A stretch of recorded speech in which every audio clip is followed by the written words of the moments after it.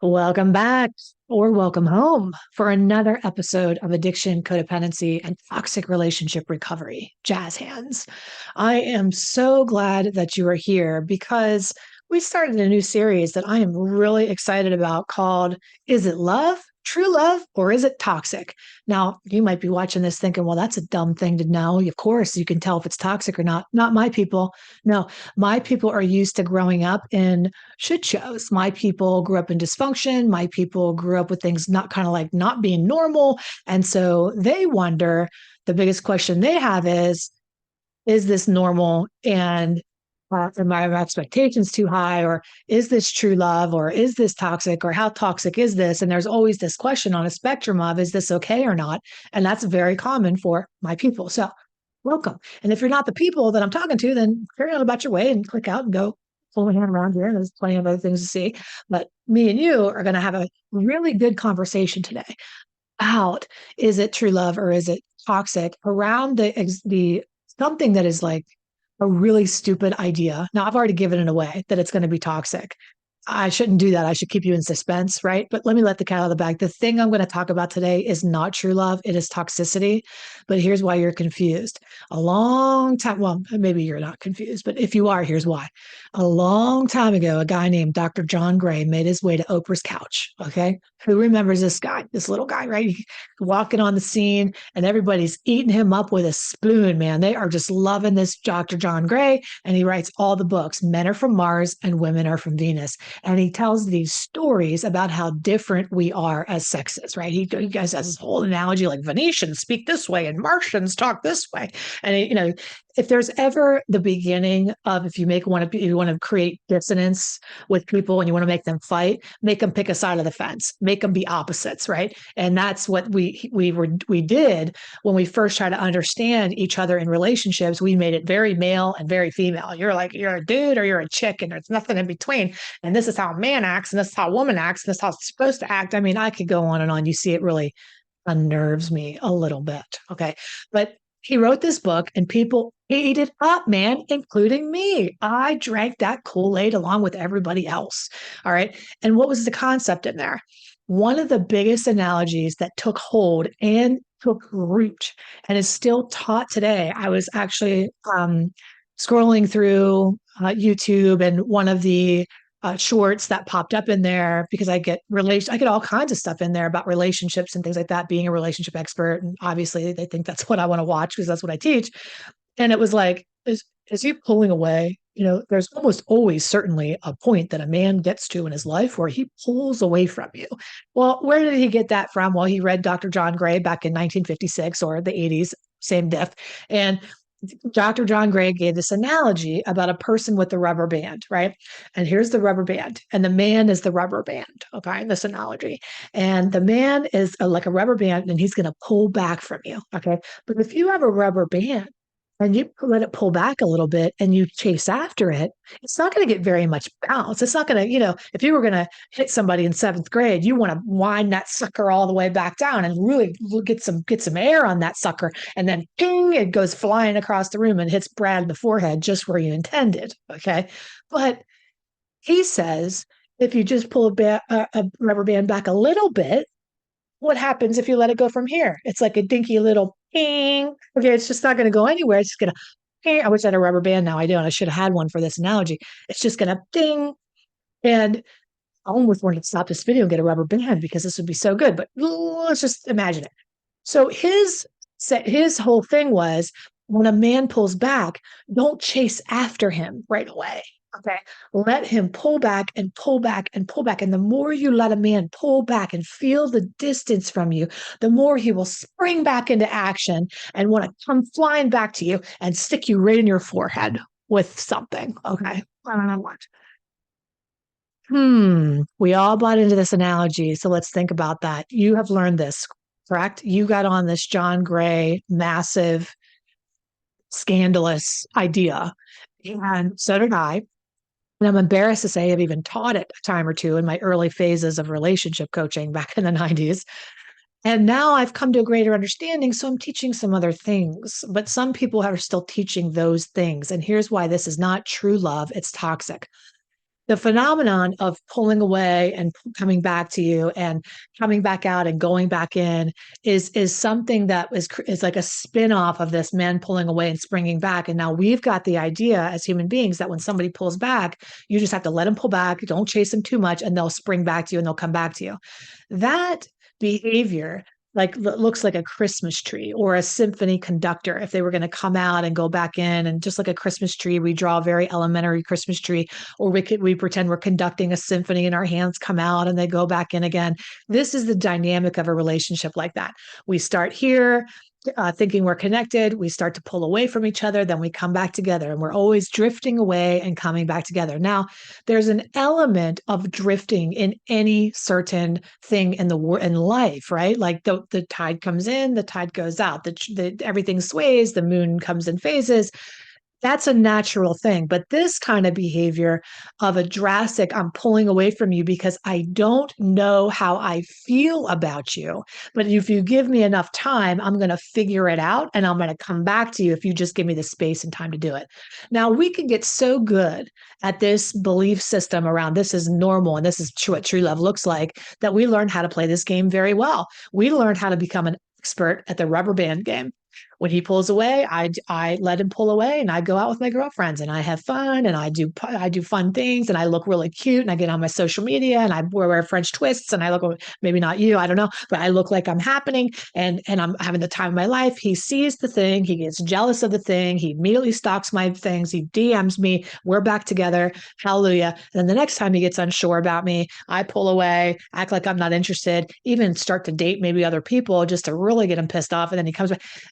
This could be your dynamic with anybody, male, female, whatever. It doesn't matter. It's not a gender thing. It's a couple thing that we do in this partnership back together. And here's why it's toxic. These two patterns that we're doing are actually not true love. It's a pattern that two people enact called a clinger and a withholder. And these are the attachment patterns that I've come up with. I've written a book and also I've created a test. You can go over to my site, HeidiRain.com, and take my Codependent Attachment Personality Pattern Test. It has a mouthful. Okay, but it's CAPS, the CAPS test, because we had a cap on our ability, a lid on our ability to have love in our lives with these CAPS. So take the test and you'll see 2 of the 8 patterns, they're all codependent. One is a withholder and one is a clinger. And the withholder and clinger come together. And they come together in this dance, this magical symphony of love. And the first time they come together, they don't represent as their true selves. They have masks on, right? They want to be whoever you need me to be in order to look attractive to you. So I'm going to come in with my best foot forward. Now, behind the scenes, I have, as a clinger, severe abandonment issues. Okay. I do not want you to leave me, but I'm not going to lead with that unless I really want to hook up with a fixer or something like that. And I'm going to tell them all my problems and they're going to run to my rescue and save the day. But a clinger will likely go in looking aloof. Like, I don't really care. It's not that, it's not that big of a deal. No, I know everybody needs their free time. I like my free time too. No, I don't need to know all these things, really masking their insecurities by being overly confident and pretending that nothing bothers them. And a withholder over here will come in masking their tendency to pull away and to be avoidant. And so they'll go all in at first with the clinger. They're like, oh, yeah, I'm all there. This is, the fascinated with them. The energy's flying. The sex is happening. So all these neurotransmitters of well-being are floating around and we're like, we're in love. And boom, our brain gets flooded with all these oxytocin chemicals, neurotransmitters of well-being. And what goes bye-bye when we get flooded with these hormones is common sense. Okay. That's why love is blind, because we really don't see each other clearly. We see each other as we want each other to be. But eventually, about 6 months, and the most 3 to 6 months into a relationship, all of those hormones of well-being start to wear off in a relationship. And we start to do this pulling away from one another. So the symphony comes in and the symphony starts to come out. And what that is we start enacting our patterns and all the chemicals wear off. So now we probably always enacted the patterns, but when we're so bonded and we're having lots of sex and we're infatuated with each other, we don't see the other things that are going on in the relationship because love is blind. It blinds us with all the oxytocin, bonding hormones, and everything else. They start to wear off into 6 months. Reality sets in. We go, well, who the hell is this, man? And this withholder's looking at the clinger and they're like, dude, you're smothering me. Like, what hopefully this is, dude, hey, you're smothering me. Like you told me when I first met you, you don't need to know all these things, but suddenly you're like, where am I going? When am I coming back? You're overstepping your boundaries. Like I'm starting to feel smothered by you. Okay.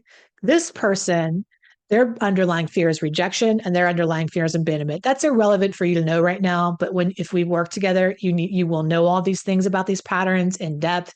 We will go into every single pattern, all the criteria, and it'll change your life. You'll be able to see your pattern, other people's patterns. Go take that test. Go HeidiRain.com and take it. You can even pause, go take it and come back. But so they start to drift away and the clinger becomes nervous and anxious, right? And their anxious attachment with this clinger, all of a sudden they're like, oh my gosh, they're noticing the withholder pull away. And the clinger is and the withholder is noticing the clinger pull back because the clinger strategy is like, oh, well, if they pull back, let them, or let me chase after them.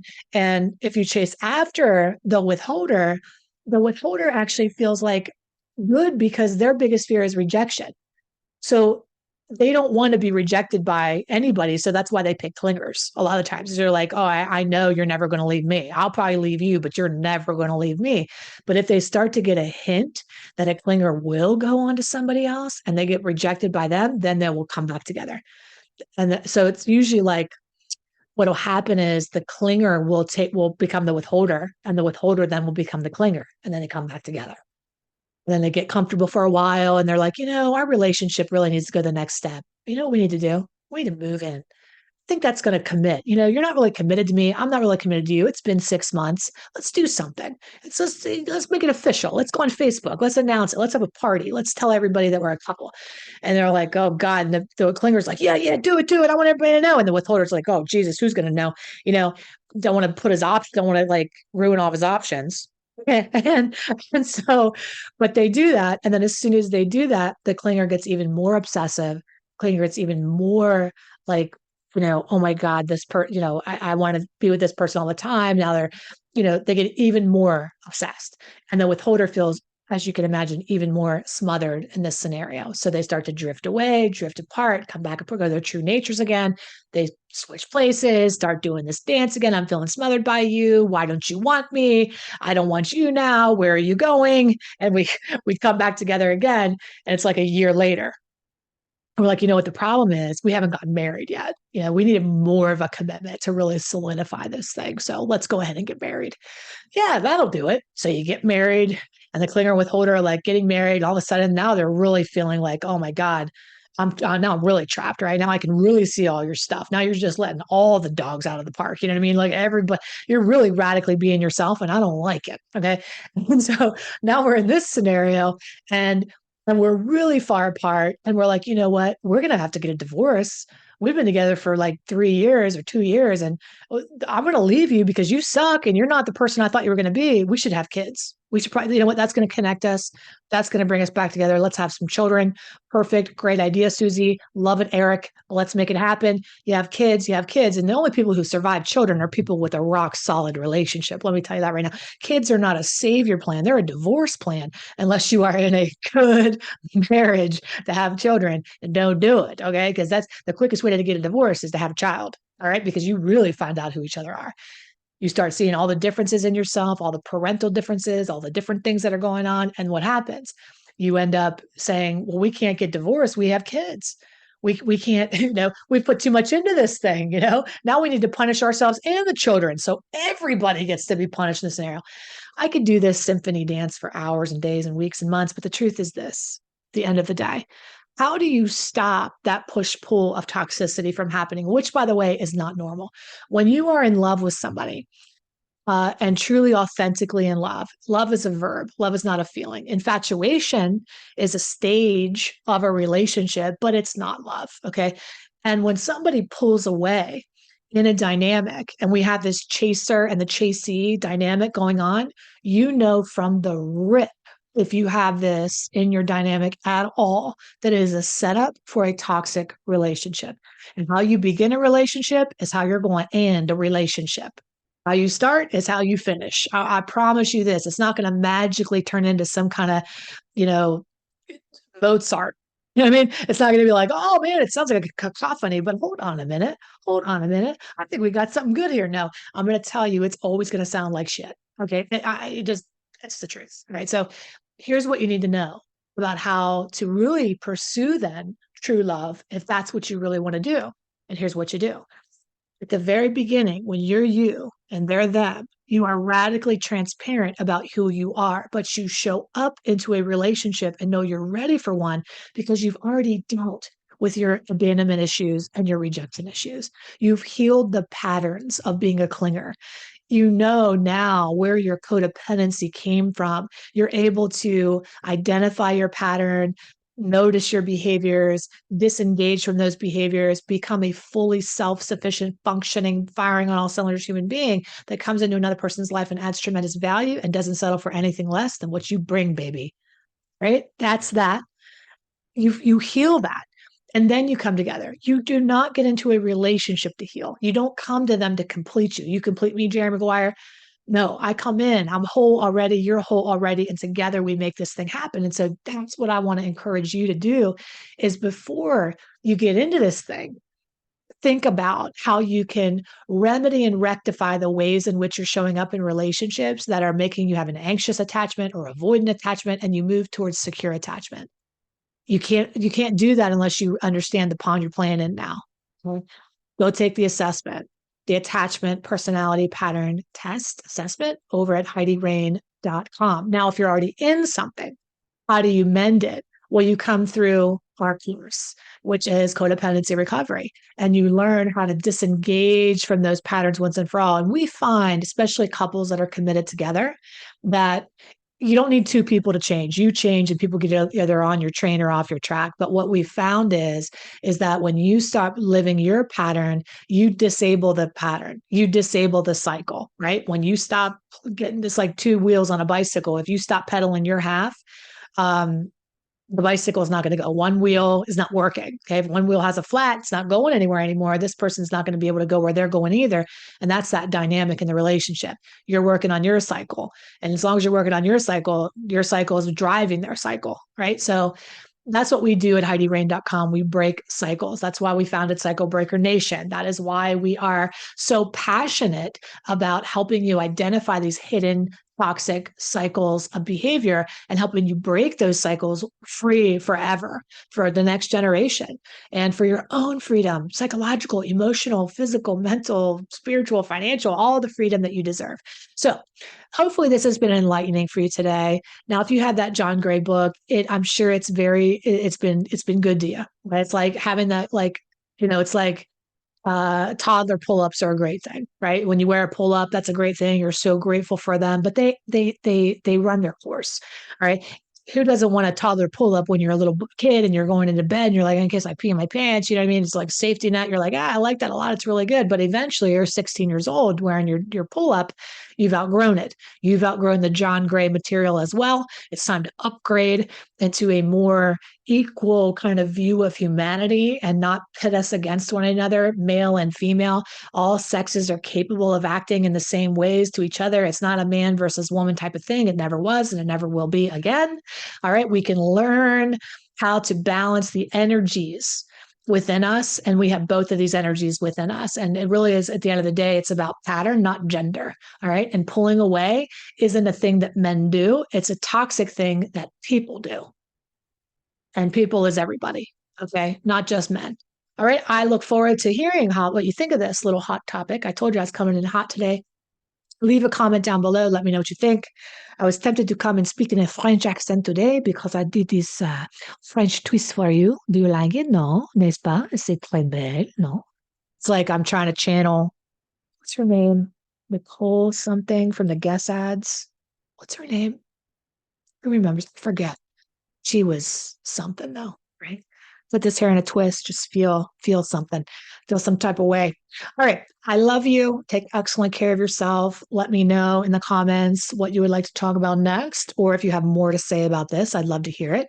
Share this. Don't be stingy. Share it with your friends. You know, this little analogy is gold, man, gold. Share it with your girlfriends who are doing this. And you're like, I'll just tell them right now, hey, Cindy, hey, Robin, your friend sent you this video because you do this. Okay. All right. Hey, Joey, Your buddy sees you, honey. Your buddy sees you.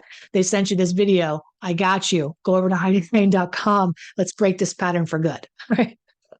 I love you. I'll see you next week. Bye.